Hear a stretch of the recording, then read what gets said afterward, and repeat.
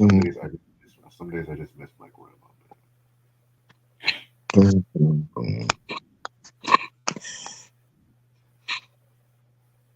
I miss my godmom. I miss my grandma. I just miss them all.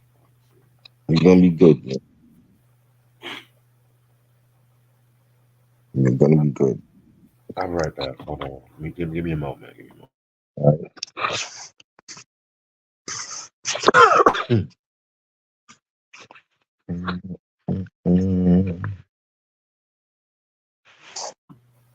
Like I said before, I'm always there for everybody, but when I want people to be there for me, no one's hardly there. I'm used to it by now.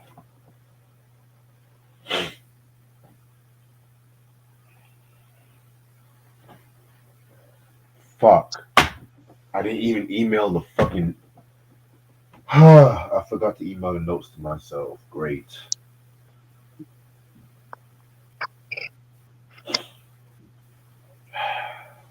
This day just keeps getting better.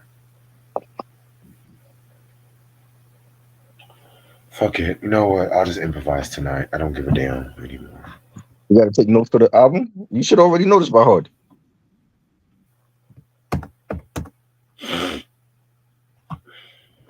It's cool. Christian, what up? It's cool.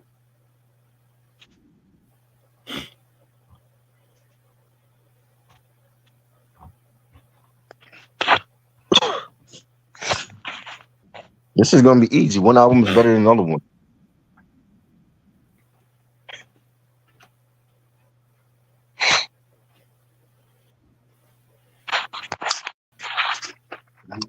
Want to use the bathroom? Yeah.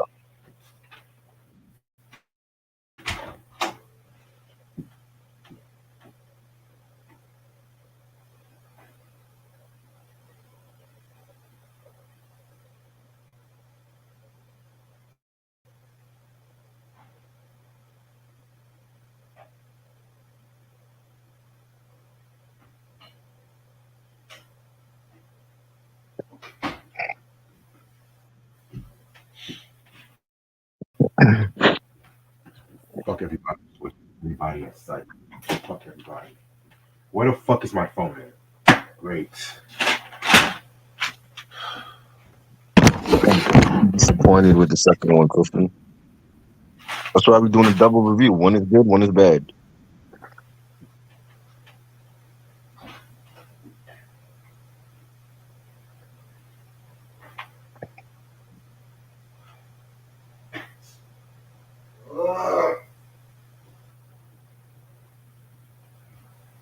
Fuck is my phone?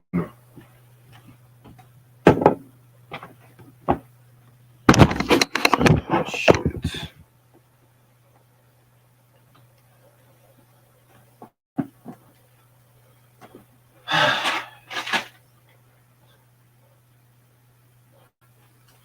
Do me a favor. Mhm. Can you call my phone for me, please? Okay.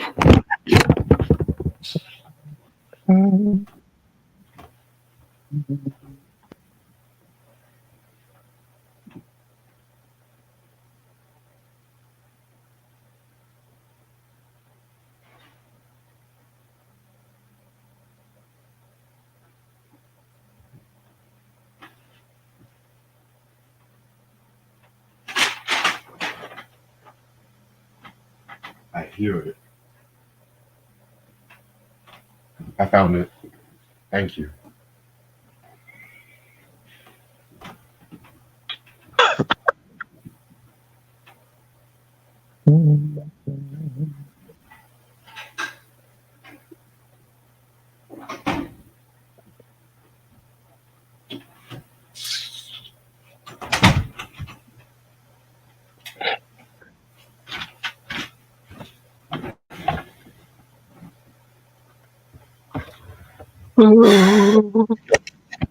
So Kendrick Lamar is throwing shots to J. Cole and Drake on Future's new song. Cool. I was heard about that. Well, his biggest threat is J. Cole. We're gonna X Drake out of it because I don't even know if he write his own rhymes. So Drake is out of that equation. It's Kendrick and Cole for me.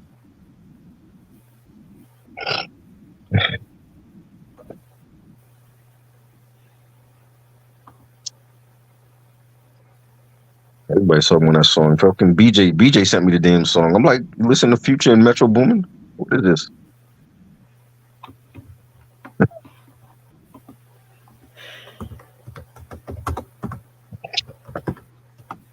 That's surprising. Kendrick, well, it is because he don't listen to old new shit. That's what I'm like. He sent that shit to me.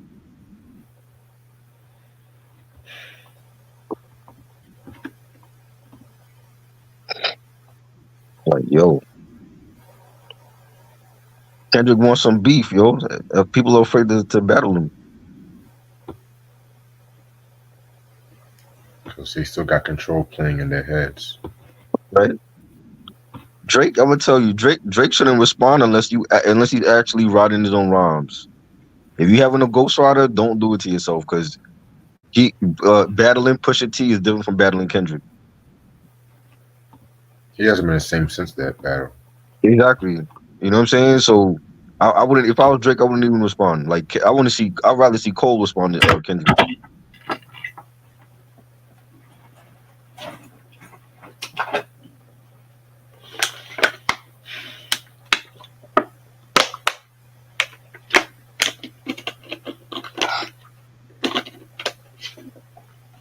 That's funny.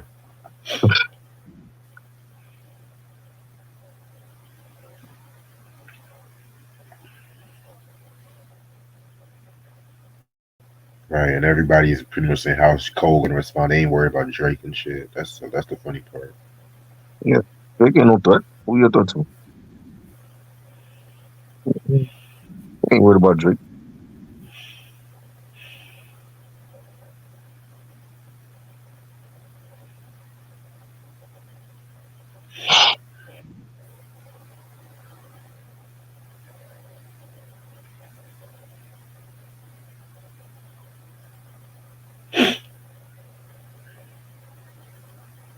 Now starting about 7 more minutes. And the thing is, he collaborated with both of them. That's what I don't know. Is it like a real beef or is it just like funny competition? I feel like part of his friendly competition, mostly on Cole's part, but Mhm. subliminal beef on Drake. I don't know. I feel like it's competition, but niggas just be in their feelings, I guess. Because he did songs with both of them. So like I don't know.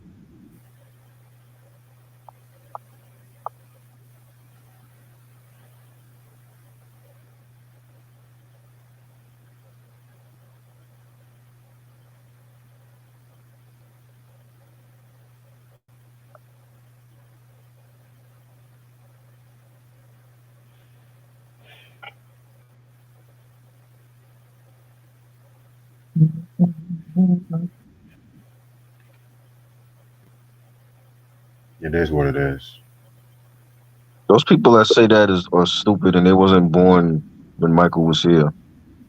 So they're gonna automatically think Drake is the best shit ever to them.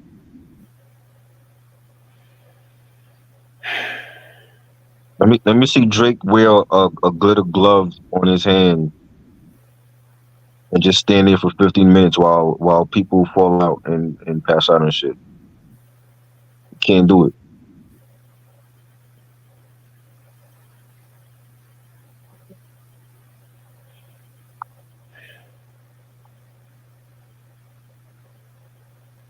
Just pure ignorance.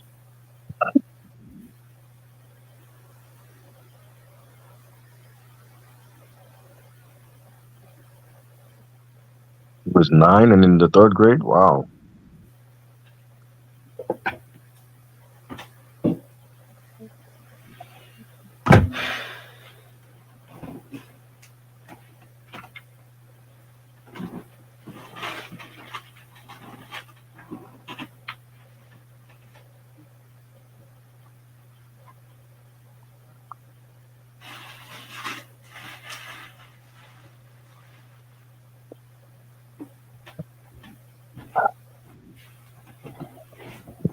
If I was to say this was my last YouTube video, how would y'all feel? I don't know, Reg. How would we feel?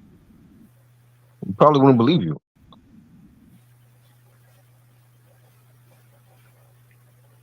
What if I feel like nobody would miss me if I'm gone? I don't know why you keep saying that. Saying what? Saying what? Saying that nobody would miss you. I'm just speaking facts right now. No, that's not true.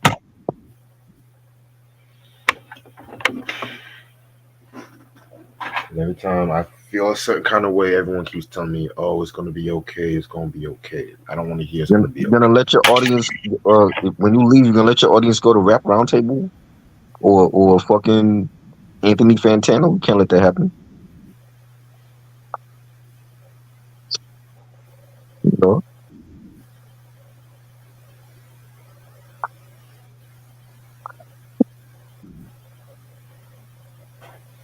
What are you gonna go to for that for the rock and roll fix?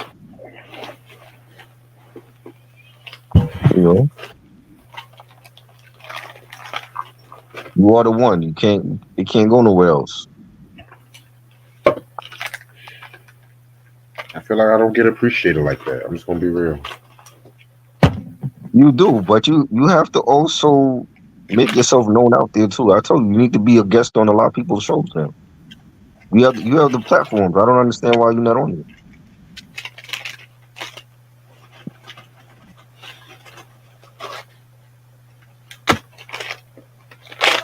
I don't know, bro. I just don't know. I'm just going through some personal shit. I don't know. Every now and then it's good to scream and say "fuck the world." Don't ask me for shit. You know.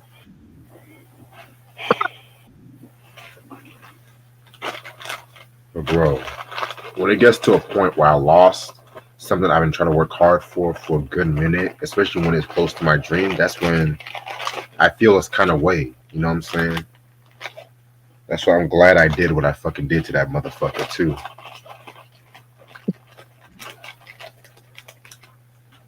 I So hope you right ain't now, killing. I'll put it on the private chat. Hold on. Oh boy.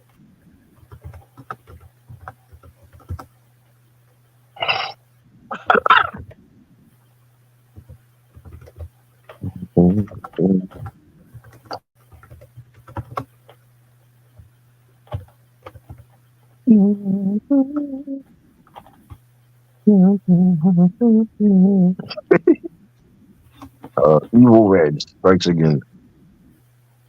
What? Kristen said I borrowed a memoir from Dante Ross and a memoir from Raekwon at the library. I have to read that memoir from Ray. I heard that was a good book though. Which one, the Raekwon one or the Dante? The Raekwon one. Yeah.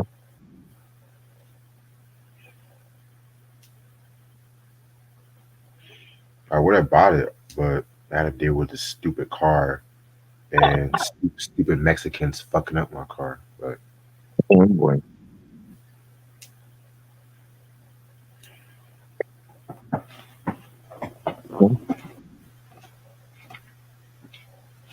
I'm off IG jail, so I'm happy about that. you said what? I'm off IG jail. It had me banned from liking comments and liking from writing comments and liking posts for like a whole week. I'm like, what is all this from? I ain't never did shit on there. I guess I'm too popular on there. They like, well, we gotta ban this nigga for a week. That's stupid. They tripping, man.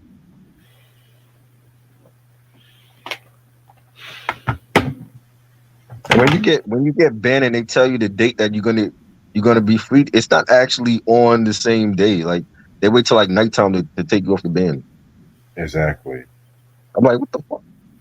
If you get banned, like if they tell you like you coming off the ban on Friday, it don't be Friday morning. It'd be like Friday night going into Saturday morning. You get it taken off the ban.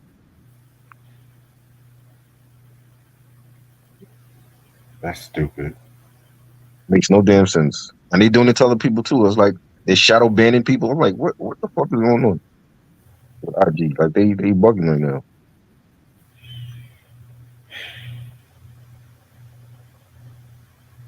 The whole world is just bugging.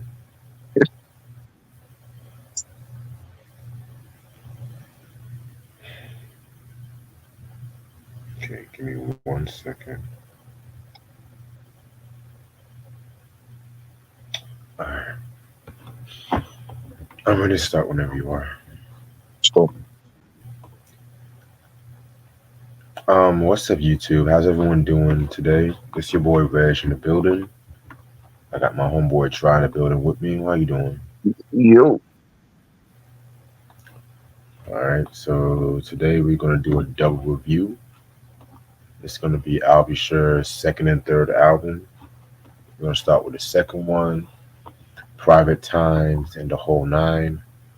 And then we're gonna go into the third one, Sexy Verses, and both released in 1990 and 1992, respectively. Since this one came first, we're just gonna start off with this one. Um, this album came out with three singles: "Misunderstanding," "No Matter What You Do," and "Had Enough." Um, it was released on Uptown Records, which was under Warner Brothers. The guest appearances include Diana Ross and Chubb Rock. They were the only guest appearances on this album, and it was produced by I'll Be Sure, Devontae Swing, Kyle West, DJ Eddie F, and Neville Hodge. All right, so we talked about In Effect Mode. I think a good minute classic. ago. Remember, classic album. Yeah. I think like that's probably his best selling album to date. To Yeah, be real with you, it's not surprising. So after the release of that album, he actually got like a lot of accolades, and he was pretty much just on demand and whatnot too. You know what I'm saying? He won the American Music Award for Best New R&B Artist and whatnot. You know, he was touring with New Edition and Bobby Brown. Yes, because somebody had the bright idea to putting New Edition and Bobby Brown on tour and whatnot. Just like right after Bobby Brown had got fired from the group and right. stuff like that too. So yeah, man. So he was just in demand working on this album right here too. And yeah, man. This is actually I think his last album under the Uptown Records. Excuse me. Yeah, man. So this album right here came out. I'm trying to see if I forgot anything. Yeah. I think I said what I had to say. All right. So first of all, I've always hated this album title, Private Times and the Yeah, Whole Nine. I always hated the album stupid. title. To be The real album with cover stupid too. you. I mean, the album cover is cool. It's like he's praying. You He's like just it, look like he's praying. He's praying for a badass album he came out with. right? But yeah, Mm-mm.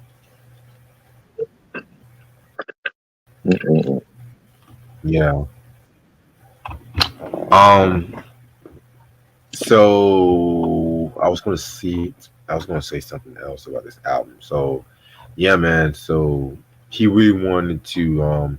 This was still pretty much on the New Jack Swing ordeal and shit like that too. Um. My fucking laptop can just work. I just pull up my fucking notes, but okay. So yeah. Sorry about that. All right. Yeah. So other than that, this album has 15 tracks. Let's get started with the first track, Hotel California. So this is of course the cover song of the Eagles, like the Eagles song of the same name, which came out on the album of the same name as well too. Now, you guys should know I'm not the biggest Eagles fan. I at a point I do like the song, but I feel like it got overplayed so many times and stuff Yeah. like that. It got to a point I kind of get tired of hearing this song and Mm-hmm. everything like that too. And so yeah, man. So this cover kind of a weird cover and stuff like that for Al B. Sure. I guess he was trying to expand his boundaries and whatnot too. But I never really liked this cover. I feel like to kick off the album off with this one, I'm like, okay, Right? I wouldn't have probably kicked off the album off with this one, but No. it is what it is. So yeah, The most trashiest rendition ever. Like the nerve of Al B. Sure to think he was a great singer to cover a Eagles classic like that. Just bad. I didn't like nothing about it. I can't believe the Eagles even let him do they song over. Like they must have needed the money, but nah, this was garbage. I think the Eagles was they broke up the first time around this Uh, time too. So yeah, probably I think Glenn Fry. I don't know who did, but not Henley. yeah, it wasn't a good song. Yeah. All right, track number two, "Touch You." This was co-produced by Devontae Swing. Albie Sure and Devontae Swing did a production on this one. Again, another song I didn't really care for too much. You know what I'm saying? It's kind of crazy too because this was pre-Jodeci Devontae Swing and stuff like that too. Because Albie Sure was really one of the instrumental facets that actually brought Jodeci to Uptown Records, if I'm not mistaken. And so yeah, I mean, I wouldn't have started the album off with a Quiet Storm ballad at this point. So yeah, I didn't care for this one. This is just plain old boring. It was a boring ballad. Yeah, it There was no, was. yeah, no excitement to it. Like just boring. He sang it boring. This was a skip for me too. Agreed. Next song, So Special. This one was okay. I would say it's probably one of the first good songs on this album. You know what I'm saying?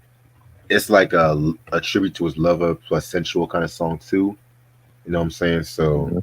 I like this one. This was good. I like this one. Nice beat, nice bass line on it. You know, this is one of the very few tracks that I liked on here. Mike, what's up? Hey Mike.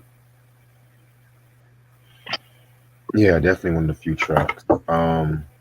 Next song, I Want to Know. Um, this one again, like it's a boring kind of track. I'm gonna be real, it's kind of boring. Some of these Yeah, songs was way too long. This is definitely one of yeah. those songs that I feel like was a bit too long for my taste.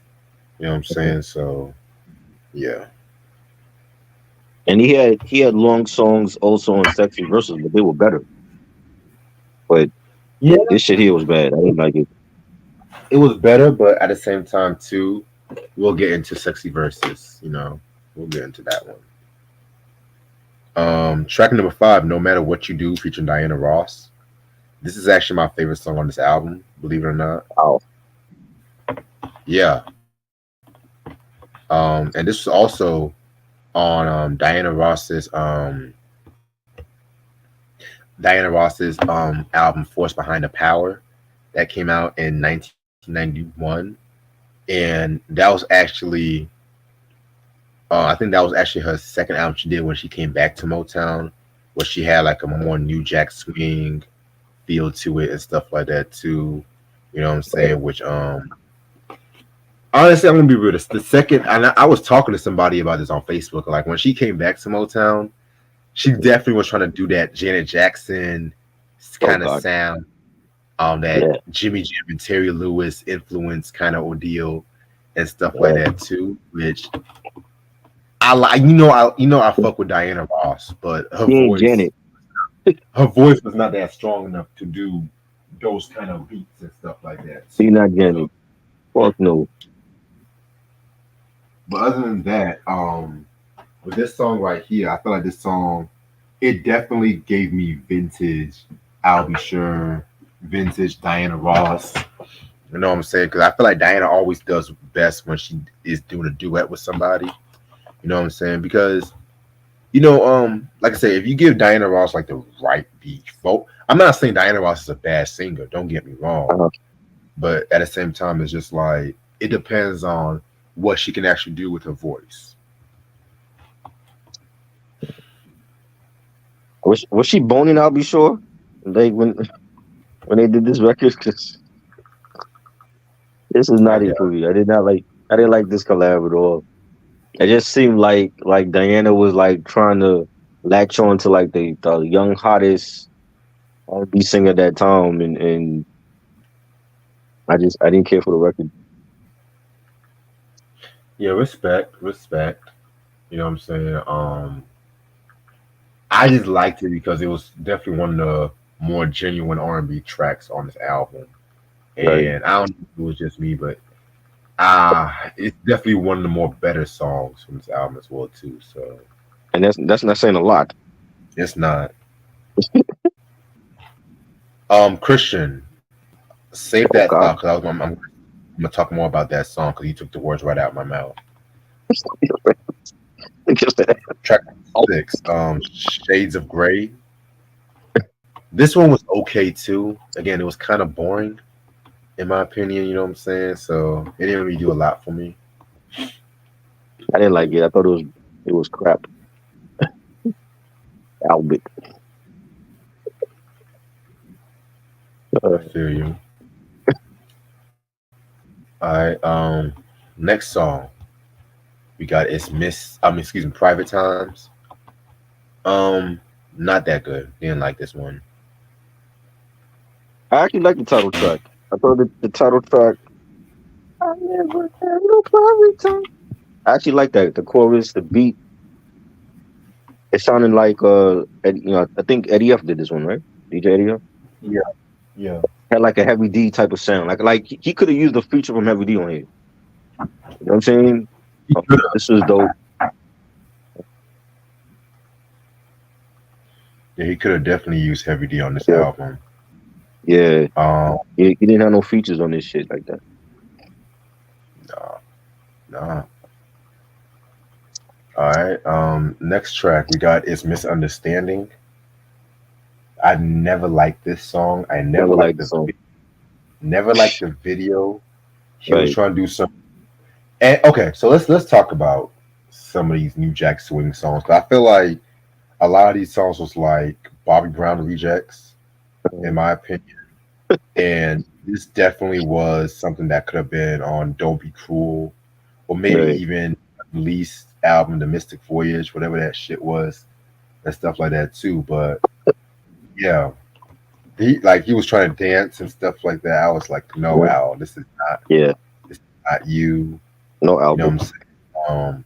However, the music video I think features a young Kim Porter and Oh stuff like wow. that too. Saying so, 'cause I think at that time they were dating. At that time, I think they were dating at that time. But yeah, rest in peace, Kim Porter. By the way, your legacy lives on. So yeah, that's all I have to say. Yeah, Kristen said on Sexy Versus Kim Porter is she's on one of the photos in the booklet, Yeah, and yeah, the same photo was used for the cover of 12 inch for the right now. I didn't even know that. Wow. So yeah. that's how he got with her, huh? Uh huh. Interesting. Yeah, I never liked this song, and this was like the first single from the album. I'm like, no, this is definitely not catching me like how Night and Day, captivated everybody, and I didn't like it. The video didn't like it. You know, Definitely. Um, Next track, track number 9, Channel J, featuring Chubb Rock. The only reason why I like this song is because of Chubb Rock, really. You know what I'm saying? right? Who I personally feel is one of the most underrated MCs ever. You know what I'm saying? Mind you, this was before he came out with the one album. This was about the time I think he came out with "And the Winner Is" a year before, which I feel like that was a pretty solid album. You know what I'm saying? But Right. Chubb Rock definitely did his thing on this one. You know what I'm saying? Yeah, I like the line where he says, "Yes, I've created a realistic mirage in my garage that one day Chubb would be large Not large in the sense that I would be immense, but my financial status and my pockets would be the fattest around. You know what I'm saying? So this was definitely a pretty solid song. I never have my lady. Channel J. I didn't. Who the fuck is Channel J though? I never understood the title of the song. Well, who's Channel J? What is Channel J? I don't even know either. You know what I'm saying? Like, what is the meaning of the title? Al, you know what I'm saying? Never found out who Channel J was, and you know Chubb Rock. I don't even remember Chubb Rock on this joint. Like, damn, like Chubb Rock was on here. You know, I like the beat, but I don't know. Could this have been a single? I don't know.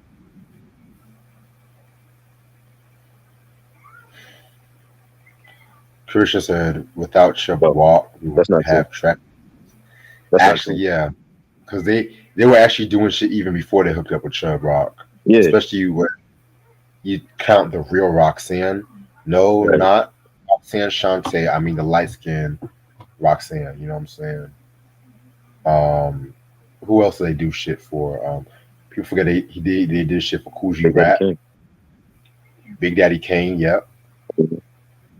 Even though Yep. Chubb Rock, that was definitely when they were working with Chubb. Yeah, they Yeah. were getting more popular at that time too, but they they still had a following though. You know what I'm saying? So,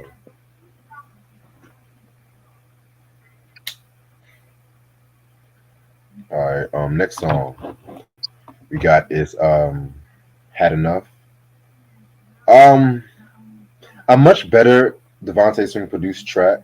To be real with you, um, yeah, but still, I mean, not really a strong joint right here. This joint I like. This joint remind me of like Uptown back in the '90s. This is like this had the Uptown sound on here. It should have been a single. You know what I'm saying? Like they dropped the ball with this. I don't know how the hell you put out Misunderstanding and thought that was gonna blow up. But this joint I like the beat for this. Definitely. All right. Next joint is "Just for the Moment." Actually, this might be my second favorite song on this album. You know what I'm saying? Why wasn't this song a single? You know what I'm saying? I feel like it's definitely one of those feel good, you know, feel good, I love you kind of joints, but at the same time, it's just like, let's just go out and have a ball kind of joints. You know what I'm saying? Yeah, man. This one right here was pretty solid. I didn't like it. Did not like it.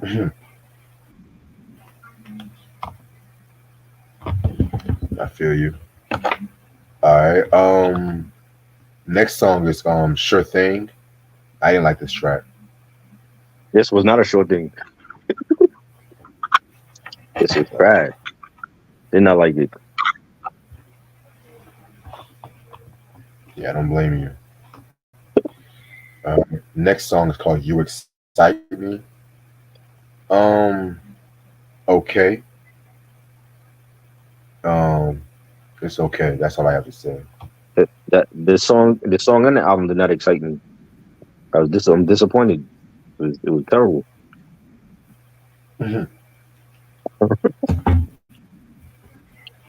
All right. I'm not going to talk about the Hotel California bass mix.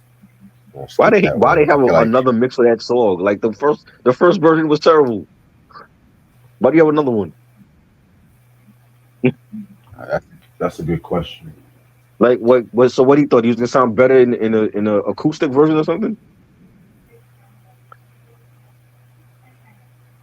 I don't know.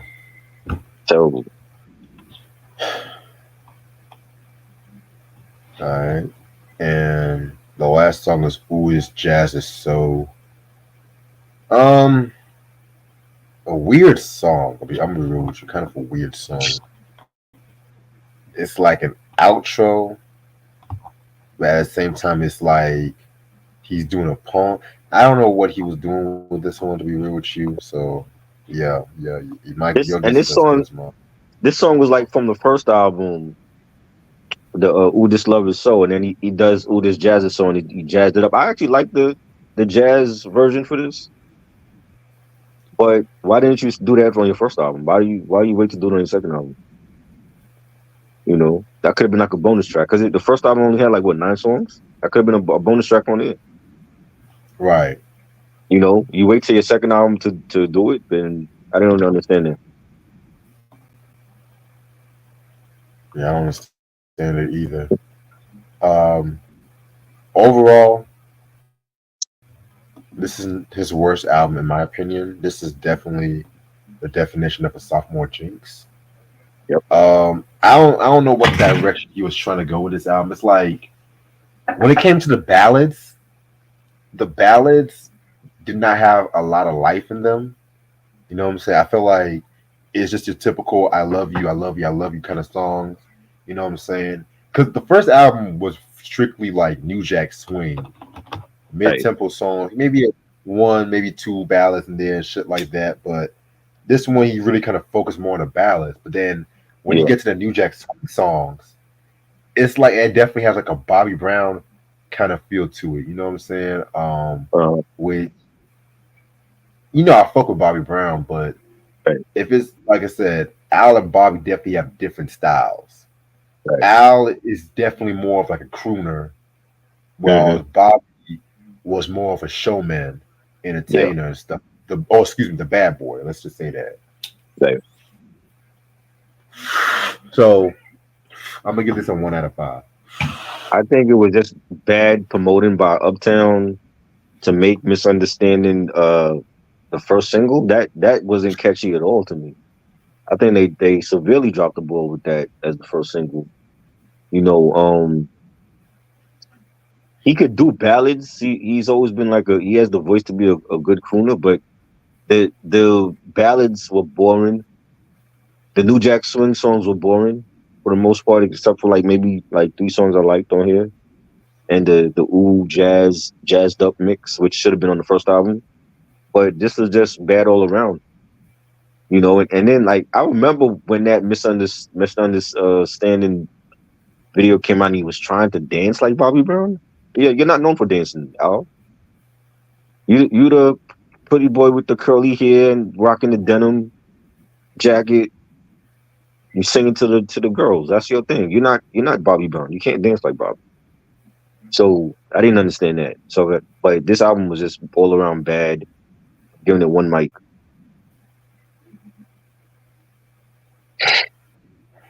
Definitely. Nah, he wasn't done by then. I disagree because Sexy Versus was his comeback. Right.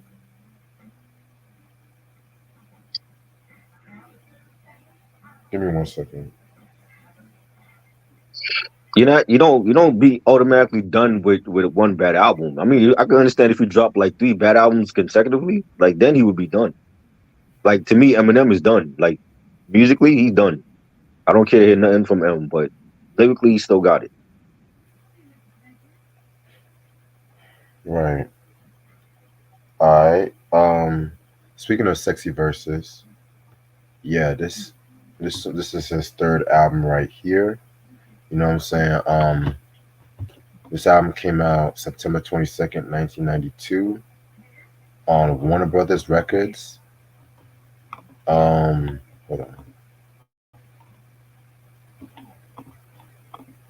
Yeah, so you good. Came out with a couple of singles, Right Now, Natalie, and I Don't Want to Cry.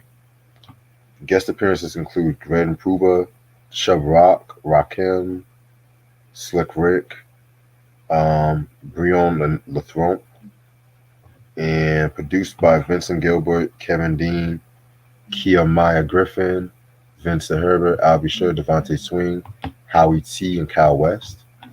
So after the release of Private Times, you know what I'm saying, he actually had a son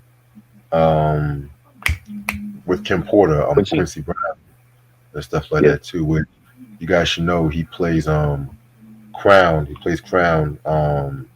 He played Crown. What? He did play Crown on. Yeah. Kanan. He did play Crown on Raising Kanan. Mm, and what he was also on movies like Dope. He mm. was on Star and stuff like that too. I mean, he's a dope actor. I ain't gonna hold you. He's a fucking dope actor and shit like that too. And also that same year too, he was putting on like Jodeci and a little trivia. The song "Forever My Lady" was actually dedicated to Kim Porter and the son Quincy and stuff like that too. You know what I'm saying? So I actually never knew that until I did some research and stuff like that too. You know what I'm saying? So also in 1991, he actually was supposed to have done a show with Martin Lawrence called Private Times. They Oh actually had a wow. pilot. Yeah, they actually had a Really? pilot. I think it's on YouTube. I think it's on YouTube. What? I never heard about that. Yeah, yeah. They had a They were supposed to have done. sitcom that was coming out. Well, it was a pilot, but no one picked up the pilot. And then, of course, Martin was doing Def Comedy Jam, and then he had the Martin show, and the rest is history Right. and whatnot too. You know what I'm saying? So yeah, that part. So around this time too, he was working on this album. He was also dating Halle Berry too, which I'll get more into that in a minute. Wow. Um, I think somebody asked me why there was a parental advisory sticker. Well, this album is way more sexual than some of his previous works and whatnot too. You know what I'm saying? It's not raunchy sexual, but at the same time, it's like I said, it's like more X-rated, but not raunchy. If that makes sense. The title of the album itself is called "Sexy Verses." You know what I'm saying? So it's like "Sexy Versus Who." As I said, let me stop. But yeah, man. Mm.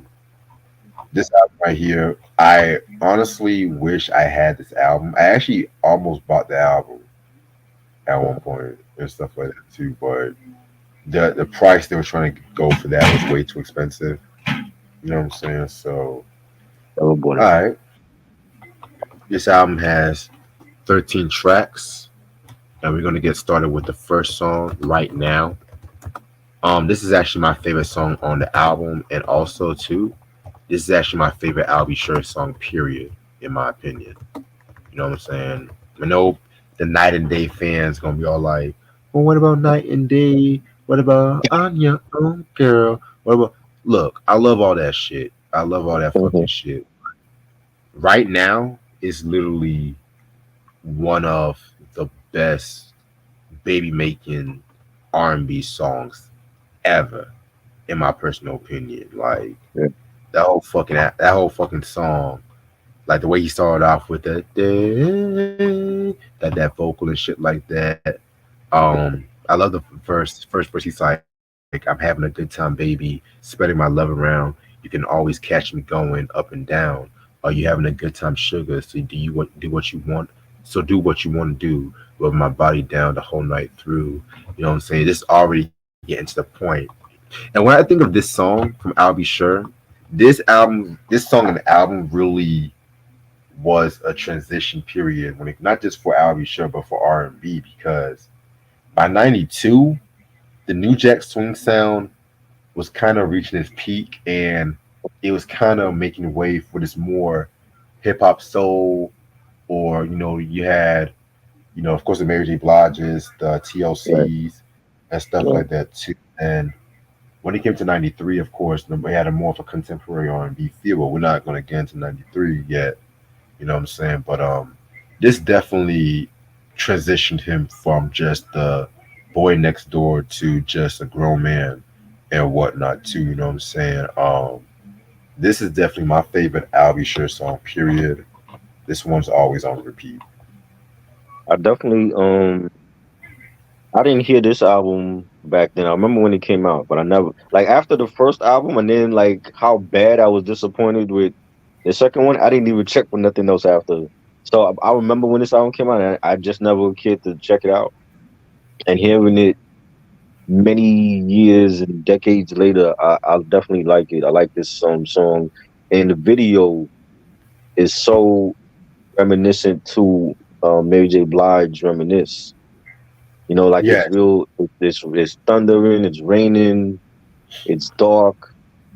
Another great ballad from that same label, and the way that he's saying it, he was back to form on this record. I wish he was back to form on the second album, but I think he realized his mistake on the second album, and he went back to the drawing board and said, "Yo, we got to do the third one like the first one, and we got to come with ballads that people can make babies to, and this is one of them." I definitely agree that it's a song that a lot of people don't mention when it comes to the baby making ballads, and I think he definitely set the tone of the album with it.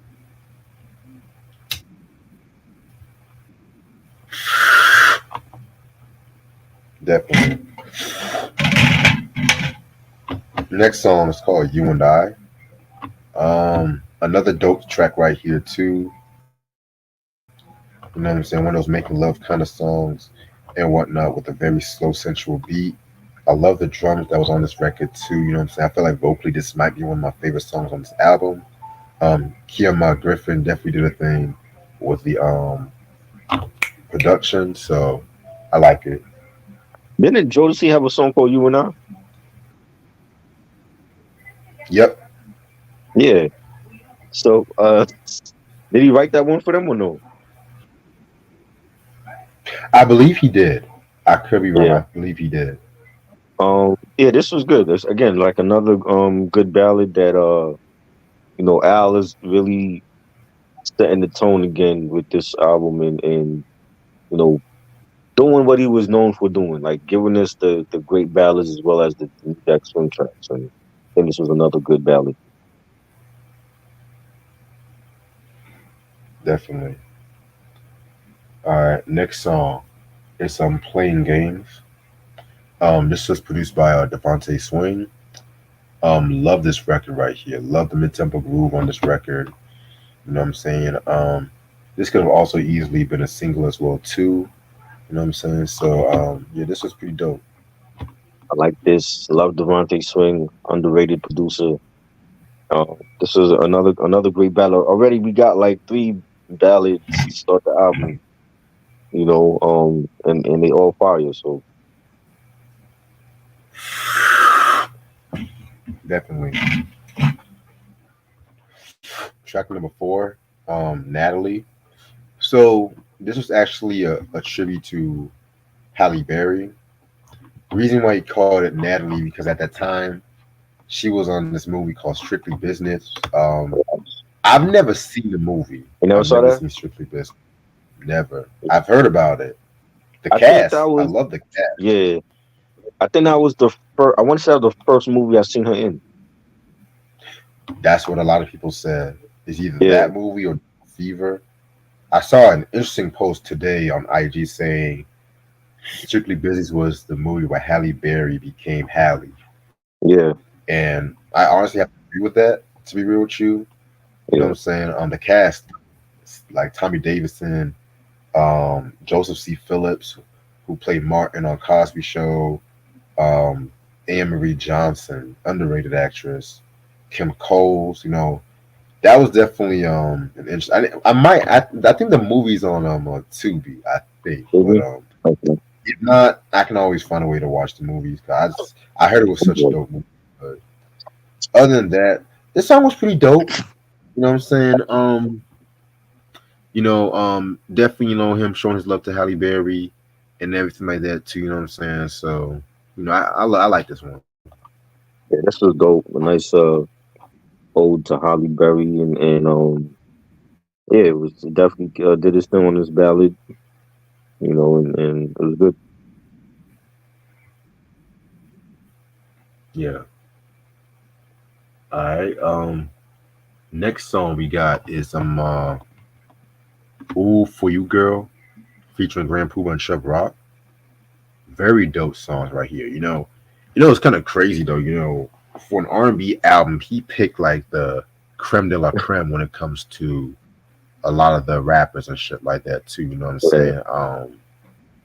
Like Grand Puba at that time. I think he was just going solo and shit yeah, like that. Chubb Rock again. mhm, Doing this thing with Chubb Rock. You know what I'm yeah, saying? Um, this definitely is a fire track. and whatnot. I feel like this should have also been a single. You know what I'm saying?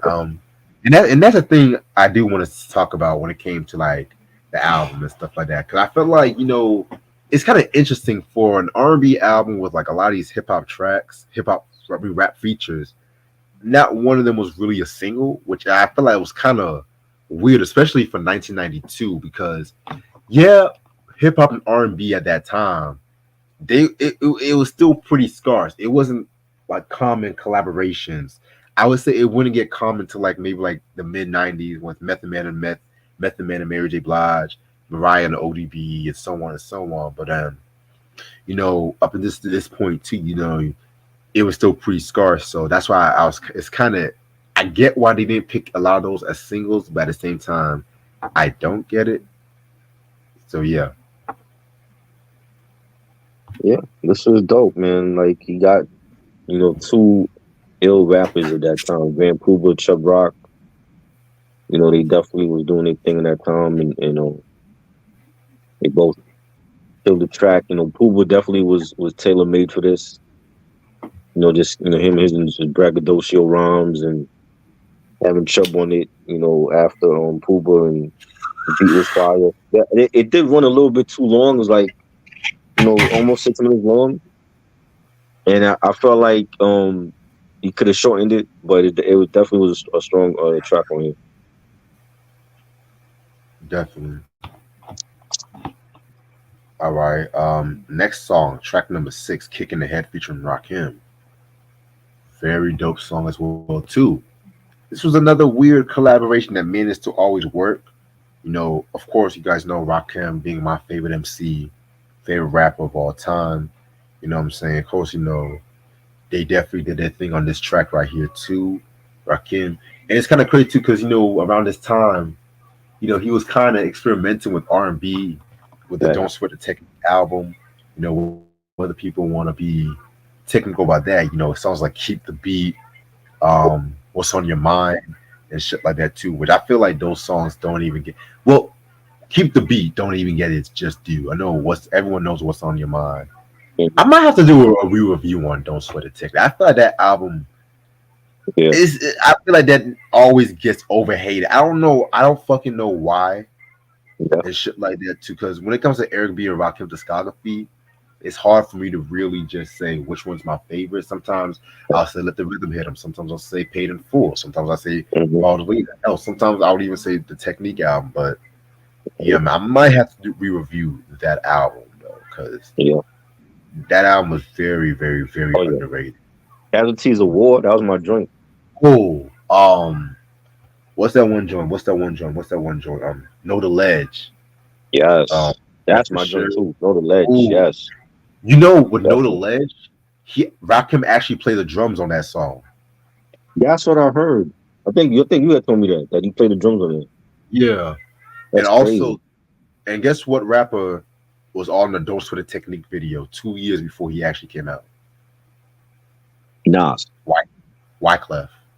Wyclef? Oh yeah, that's right. Why saw Wyclef say that in the interview? Yeah, he was the one playing the violin or some shit. I think that the bass. Yeah, I think it was the bass. Yeah. Yeah. And I didn't even notice that was him. I seen that video so many times. Yeah, I knew it was him. I think a couple years ago I was on YouTube, and sometimes when I'm on YouTube, I'm listening to a song I like. I like to read the comment just in case I pick up something I never know about a song like that.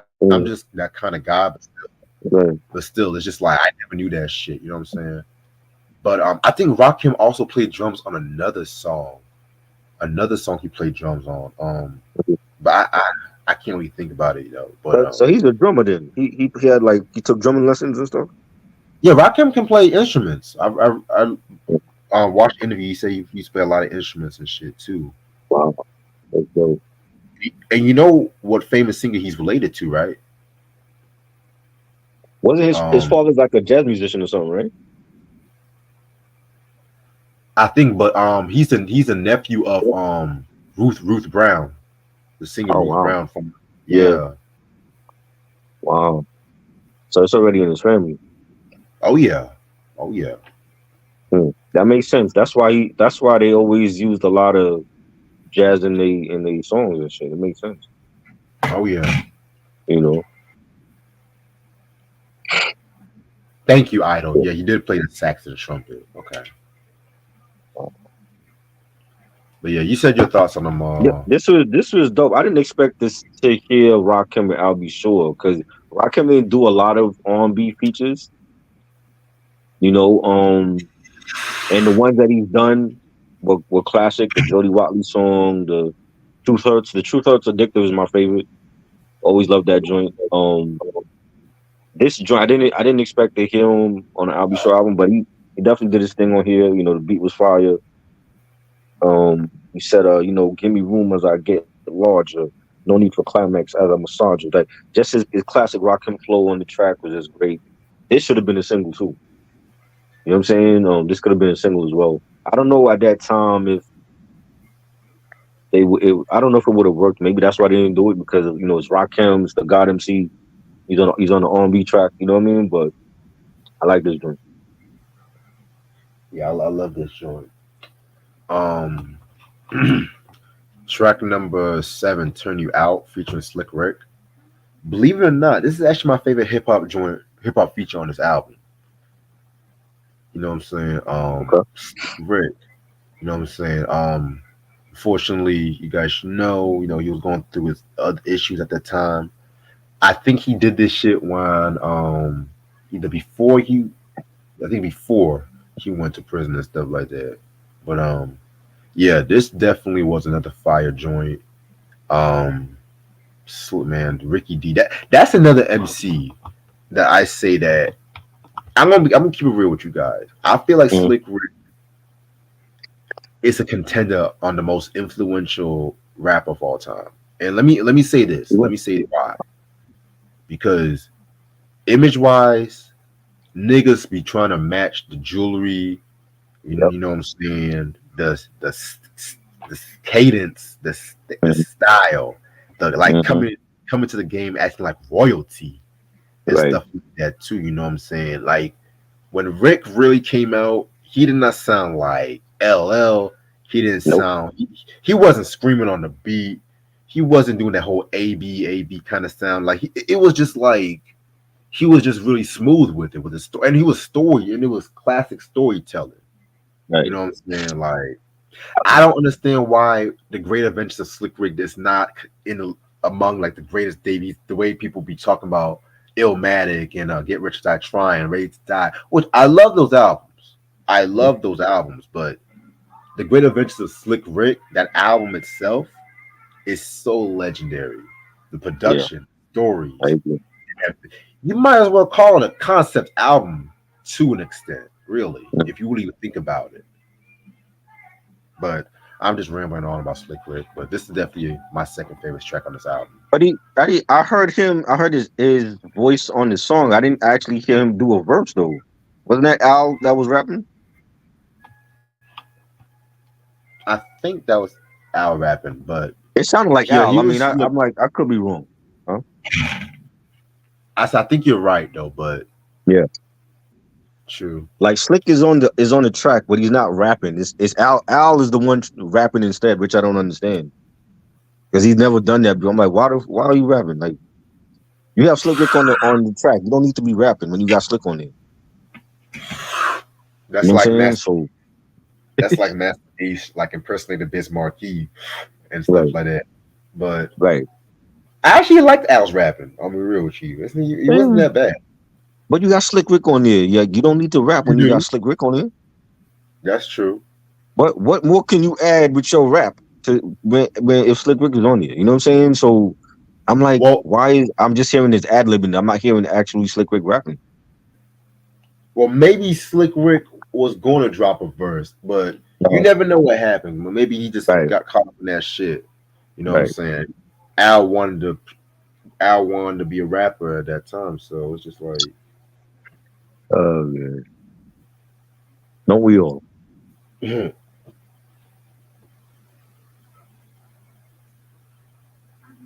give me 1 second.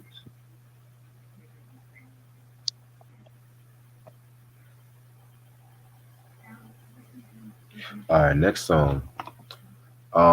See the Lady featuring Chubb Rock.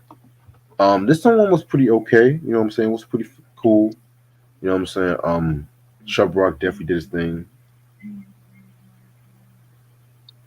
Yo, wasn't this like Channel J? This was like the Channel J track all over again. You can say that. Well, yeah, because this was like a remix. I forgot to say this was a remix of Channel J. Oh, okay. Now did Yeah. they? But that was never released as a single, right? No. So why do you need a remix for a regular album cut that was never released as a single, and you put It it might have on your third album? gotten just radio play and stuff like that. Mm. What was going on at MC at this time? Like Uptown, what was going on? Like they're putting songs on the second album that should have been on the first. They're putting remixes on the third album that should have been on the second. Like what was really going on at Uptown? They seem kind of disorganized at this point. You know, it's a different title, but it's really the same song with Chubb Rock. Well, you got to remember, Mhm. he was dropped from Uptown because he was on Warner Brothers at this time. I Oh, he's think on Warner Bros. At this time. yeah, because I think at that time Uptown was going through some personal changes, some label changes and shit like that too. You know what I'm saying? But he went back to the Uptown formula that made him famous with the first album. You know what I mean? Like he used the same producers from the first two projects. Right.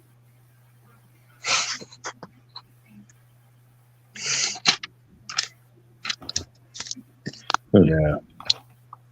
Next song is "Thank for a Great Time Last Night." Another song I love. A bit too long, Yes. and stuff like that. But this, I mean, compared to Private Time, this one is still a winner. Right. Yeah. Yeah. I love it. I think it's a banging track. Love the beat for this. It's a New Jack Swing type of track. It is long, but a lot of the songs on this album is long. A lot of them go into like close to 6 minutes. You know, but 6 minutes and 35 seconds. That's way too long for this track. But it was definitely a banger. Right. Next song, I Don't Want to Cry. Pretty dope ballad. You know what I'm saying?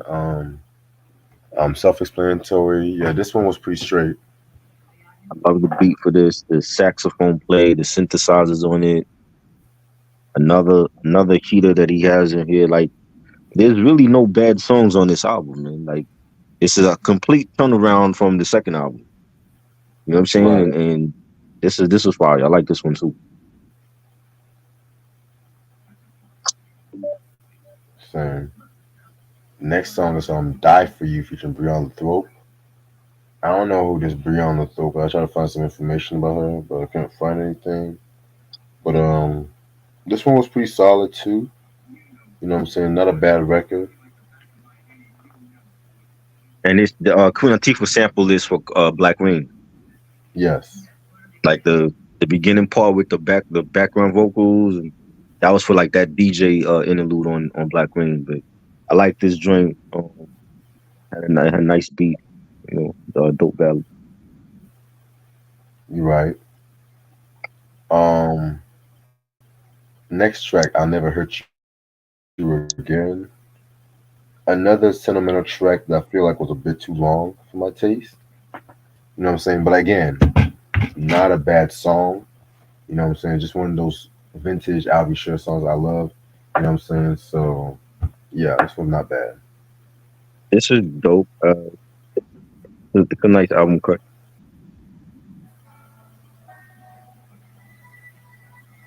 Yeah.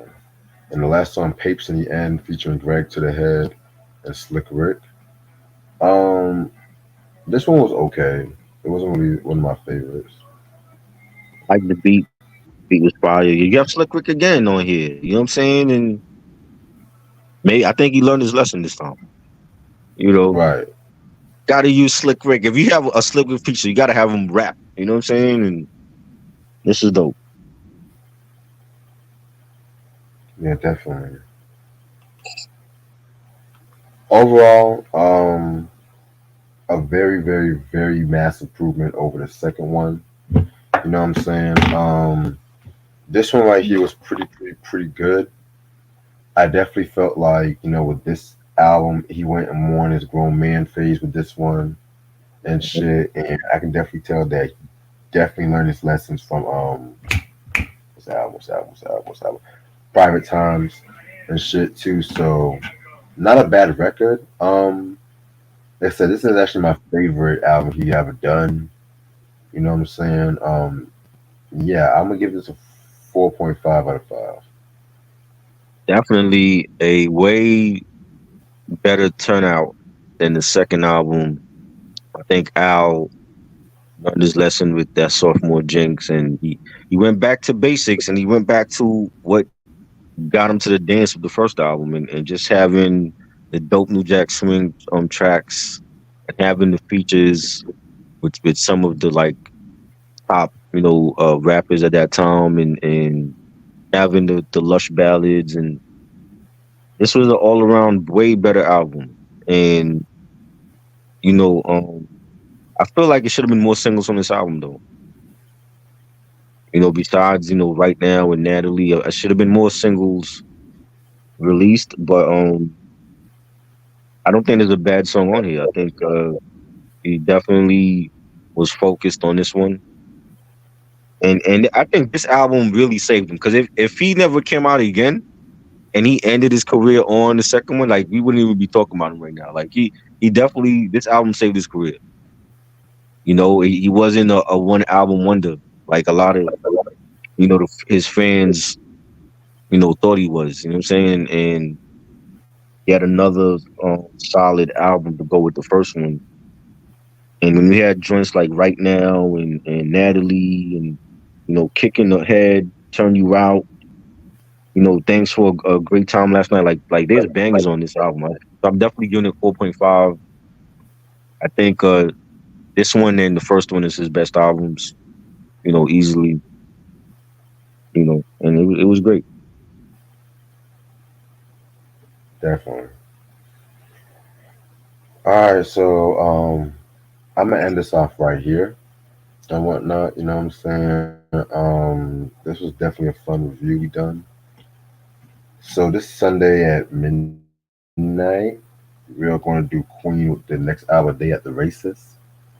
You know what I'm saying? Very, very, very cool album. It's been years since I've heard it in full, so I definitely can't wait to talk about that one. You know what I'm saying? So yeah, man. Definitely y'all subscribe. Y'all make sure y'all like this video. Make sure y'all share and everything like that too. If you want to see more great content, you got anything to say before we head out? Yo, I just dropped a new video on my channel right now. Go check it out. And my quick thoughts on the new Justin Timberlake album. Because more than likely, we're not going to do a full review on that. So I'm like, you know what? Let me start a new segment. It's called Try This. And every week, I'm going to be dropping a quick, 3 to 5 minute video on, whether it's a new album release or a new movie in the theater, something that came out that I checked out, and just giving my quick thoughts on it. So that's a new segment on there. And I talk about, just an album within 5 minutes, what I liked about it, what I didn't like about it. I just finished finally recording the Mac Wilds album review with R&B Reps. So hopefully that comes out maybe end of the month or April. That was great. Stay tuned for that.